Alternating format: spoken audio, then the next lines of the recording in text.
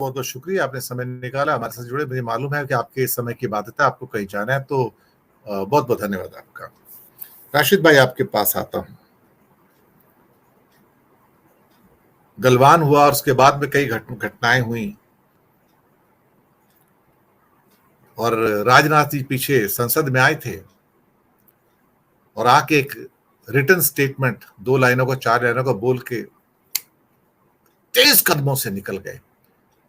उससे पूछा भी, प्रश्नों के जवाब तो दो, संसद में हो तो। नहीं नहीं, राष्ट्रीय सुरक्षा का प्रश्न है, राष्ट्रीय सुरक्षा का प्रश्न है। भाई, राष्ट्रीय सुरक्षा का प्रश्न है तभी तो जवाब दो। लेकिन चीन के नाम से तो राजनाथ के भी हाथ पैर कांपते हैं, जयशंकर की भी हाथ पैर कांपते हैं, मोदी जी की भी हाथ पैर कांपते हैं, और उसका खामियाजा हमें भुगतना पड़ता है। हमारे जांबाज जो ऑफिसर हैं, जो जवान हैं, उनकी शहादत के कारण।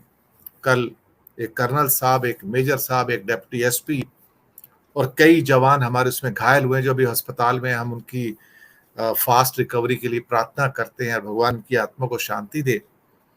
ये दिन देखने को मिल रहा है हमको मोदी जी के राज में, कि पाकिस्तान को जवाब नहीं दे सकते, चीन का तो नाम नहीं ले सकते, जवाब देने की तो बात छोड़ो।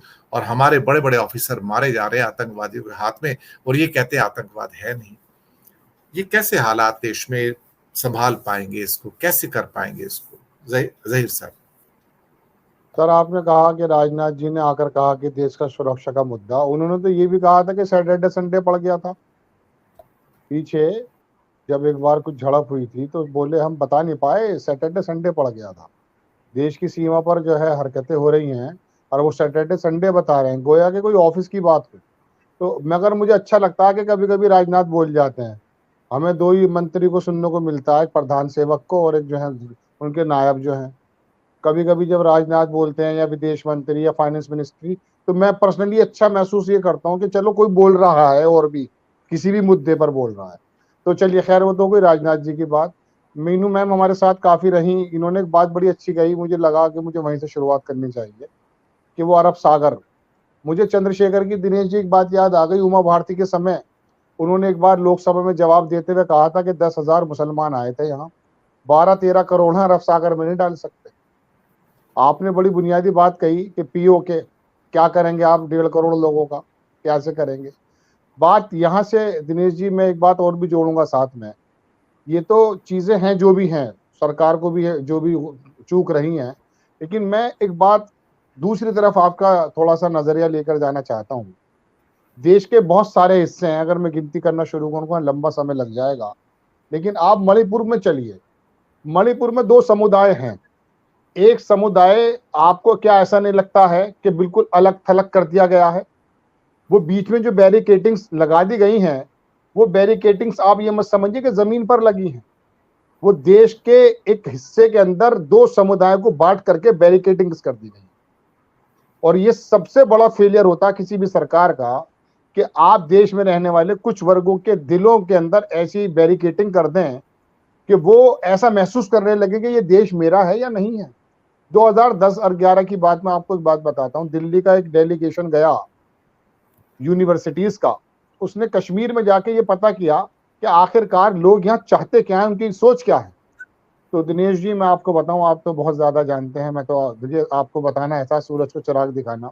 मैं तो बालक हूं, आप लोगों से सुनता आया। 1% लोग ऐसे थे दिनेश जी जिन्होंने पाकिस्तान का समर्थन किया था। आप सिर्फ एज्यूम कीजिए कि अगर कोई ऐसा डेलीगेशन 1.25 करोड़ की आबादी में जाए कश्मीर, और जाकर उनसे यूं कहे कि हाँ आप चाहते क्या हैं, तो क्या वो परसेंटेज आज 1% रहेगी या उसकी संख्या बहुत बड़ी बन जाएगी? नो डाउट 2020, 21 और 22 और 23 में अब आकर के कुछ घटनाएं कम हुई हैं, ये बिल्कुल फैक्ट है। 2020 में जो काम होते थे, आतंकी घटनाएं थी, उसमें कुछ कमी है। लेकिन आप ये बताइए कि वहां 80 लाख लोगों के दिलों के बीच में जो बैरिकेटिंग आपने डाल दी है, क्या उन्हें आपने जो है अपनाने के लिए कोई काम किया? 2010-11 के अंदर उस डेलीगेशन ने अगर ये निष्कर्ष निकाला था कि 1% लोग सिर्फ ऐसे हैं जो पाकिस्तान की बात करते हैं, आप फिर वही जगमोहन का समय लेकर आना चाहते हैं? 2 साल जब मीडिया से काट दिया गया था, वो मरहम ढक दिए थे पिछली सरकारों ने। 370 वाकई हटी, लेकिन हटने के बाद ये हुआ है दिनेश जी कि ये कहा गया है कि 370 और 35A का तो ज्यादा कोई वजूद ही नहीं बचा था। वो एक ऐसा कपड़ा था जिसके अंदर लाखों करोड़ों सुराख कर दिए थे पिछली सरकारों ने, कि वो सिर्फ नाम मात्र की थी। लेकिन आप 80 लाख लोग, 1 करोड़ लोगों को सिर्फ और सिर्फ टारगेट करके प्लेन पे आके बाकी रेस्ट ऑफ एरियाज में अपना वोट बैंक मजबूत करने के लिए कुछ जाहिल झपट ये कहते हैं कि हम लड़की से शादी करके बैनामे करेंगे। 2 बैनामे हुए हैं 1.5 साल के दौरान। इतने बड़े दरोगा और इतने बड़े अंधभक्त अगर मर्द बने हुए थे तो वहां बैनामे क्यों नहीं हुए? क्यों नहीं लड़कियों से शादी की? क्योंकि दिलों को फाड़ दिया है। मैं इस बारे में तो जाना ही नहीं चाहता कि सरकार कर क्या रही है। मैं तो सिर्फ इस बात को कहना चाहता हूं दिनेश जी कि ये राजनीति इंटरनल जब तक हो रही थी समझ में आ रही थी बात। एक आरोप प्रत्यारोप हो रहे थे, होते हैं, इनकी दुकानें हैं, एक दूसरे पर आरोप प्रत्यारोप करेंगी। लेकिन आपने आरोप प्रत्यारोप पार्टियों को छोड़ करके सोशल मीडिया की दुनिया पर जाकर देखिए, आपने लोगों को दरोगा बना दिया।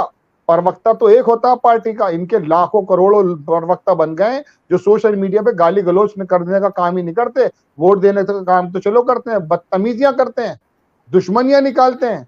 मोदी जी की शक्ल मैंने जिंदगी में 3 बार देखी है, प्रेस कॉन यहाँ मेरठ में हुई थी, उसके अलावा मैं जानता नहीं। वो मुझे नहीं जानते, लाखों करोड़ों लोग नहीं जानते, मतलब बाय फेस नहीं जानते, बाय नेम वैसे नहीं जानते, लेकिन उसके बावजूद मोदी जी के इतने बड़े दरोगा बन चुके हैं आम लोगों के अंदर। आपने इस राजनीति से ये किया कि अंदर जो वर्ग है ना उनको बांट कर रख दिया। अब आ जाता हूँ कश्मीर पे साहब के, कश्मीर में ये काम हो रहा है, इसमें तो कोई दो राय नहीं है कि हो रहा है, लेकिन आप इसके पीछे जाइए ना कि वजह क्या है। वहां के लोगों को दिलों के जीतने के लिए आपने काम क्या किया है? क्या काम किया बताइए? आप कहने लगे 8 लाख फौज जाने के बाद कि बड़ी शांति है, 8 लाख फौज तो आप किसी भी जगह भी लगा दें शांति तो हो ही जाएगी। लेकिन ये उन लोगों के वफाओं को, उन लोगों की कुर्बानियों को, उन लोगों की देशभक्ति के बदले सौदा कर रहे हैं। एक बात और भी है, सिर्फ इतना कर दीजिए कि LOC की जगह LAC कर दीजिए। अगर इनके मुंह से कोई शब्द निकल जाए मंत्रियों के, एक शब्द नहीं निकल पाएगा LOC की जगह अगर बीच का शब्द हटा दिया जाए LAC, बुश कोई नहीं करेगा। अभी अरुणाचल प्रदेश का पूरा नक्शा वहां के लोकल मंत्रालय ने बता दिया, अरुणाचल प्रदेश का अपने यहाँ कई बार कर चुका है वो। आपने सिर्फ एक खंडन किया, खंडन से तो कुछ नहीं होता। आपके जितने पड़ोसी देश हैं, अभी आप बताइए ब्रिक्स में वहां देखिए जोहान्सबर्ग में क्या हुआ है, चाइना ने कई लोगों को शामिल करा जहां उसके हित थे। आप फिलीपींस से लेकर के मलेशिया, इंडोनेशिया और ये तमाम जो आसपास के हमारे मुल्क हैं, इनके ऊपर कैसी रणनीति करने की जरूरत थी कि चाइना को दिखाई देता कि यार ये तो बाकायदा बोलना इंडिया जो है अपने पड़ोसियों को अपने पक्ष में करता जा रहा है। ऐसी कोई रणनीति नहीं करते आप, वो 4-5 मुल्कों को उसके अंदर शामिल करा देता। जी सर, कुछ कहना चाहते हैं? नहीं, आप बात पूरी कीजिए, सेकंड राउंड में तो आता बस दिनेश जी, मेरे तो कहने का मतलब ये कि रणनीति के क्षेत्र में आप फेल हैं। चाइना अपनी रणनीति के एतबार से सऊदी अरब से ताल्लुकात करता है। वो जो आप CPEC की बात कर रहे हैं, वर्ल्ड बैंक के लिए 650 करोड़ लोगों का टारगेट है। वो औजार देकर जा रहा है, हथियार लेकर नहीं जा रहा है। वो कारोबार देना चाहता है। और आपके तो पड़ोसी से भी ताल्लुकात खराब है। उस डोकलाम की जिसकी रक्षा 73-70 दिन हमने की है, चिकन नेक पूरी दुनिया जानती है, वो अब ये जो है बराबर में हमारे जो डोकलाम वाला एरिया है उसको, वो कह रहा है कि ये थर्ड स्टेक होल्डर है चाइना उसका एक पार्ट छोड़ करके वो पार्ट लेना चाहता है जो हमारे जो है चिकन नेक से मिलता जुलता है। इसके बारे में कोई बोलने को तैयार है? छोटे छोटे मुद्दे पर राजनीति करते हैं। 27 किलोमीटर का वो वाइडर एरिया जो छोटा सा चिकन नेक कहा जाता है, अगर चीन वहां आकर बैठ गया तो 7 सिस्टर जिसको हम बोलते हैं वो कितनी खतरे में है, क्या किसी नेता ने बताई देशवासियों को? भगवाकरण करने के बाद दिमाग के अंदर जो है किसी प्रकार का गंदगी भर देना, असल मुद्दों से हटा देना, अगर राजनीति इसका नाम है तो ये तो एक ऐसी घटिया राजनीति हो रही है दिनेश जी कि जिससे देश का ही नुकसान हो रहा है। जी।